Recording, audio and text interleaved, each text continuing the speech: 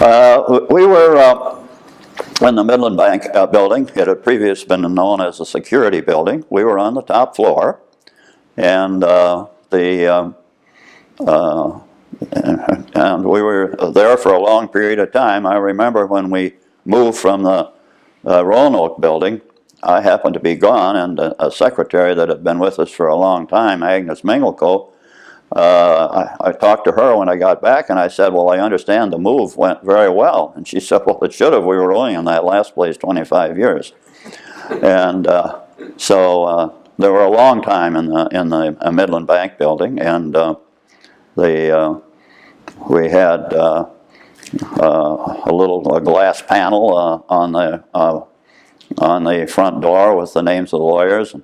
Great day when my name finally got added to it. And but the one kind of interesting little incident was Henry Haverstock did a lot of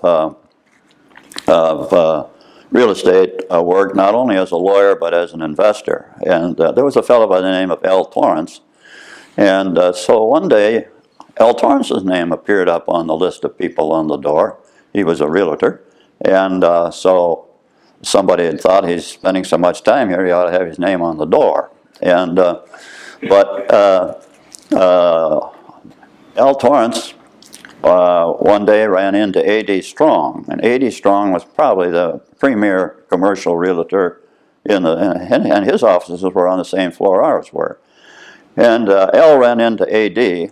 and he said, A.D., I was in New York, and I talked to this person that he's in the same business we're in, and he said, sometime when you're in New York, it might make sense for you to just stop in and see him.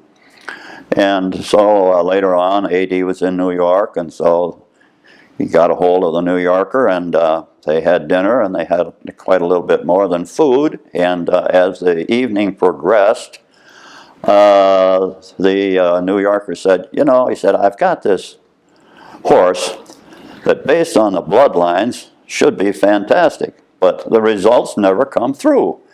And I have had it. I am going to give that horse away. And A.D. says, you're going to give that horse away? And yes, I'm going to give the horse away. Would you give it to me? Well, of course I'll give it to you. I told you I'd give it away. So a little later, in those days, Western Union, A.D. gets a Western Union, and Western Union says, horse is on the way, will arrive in Chicago tomorrow with groom, keep the groom as long as you want, and then send the groom back. And so A.D., and I have to say that A.D. was not a person that underestimated A.D. And so A.D. now has a little bit of a problem, so he says, you know, I have no way to take that horse. What am I going to do?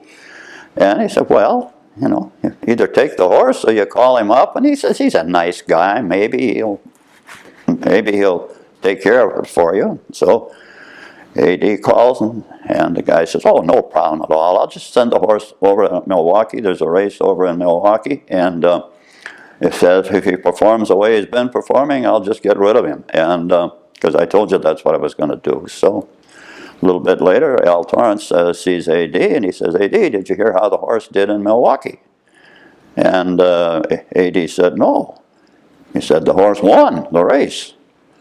A.D. said, you mean my horse won the race? And the bottom line is, there never was a horse.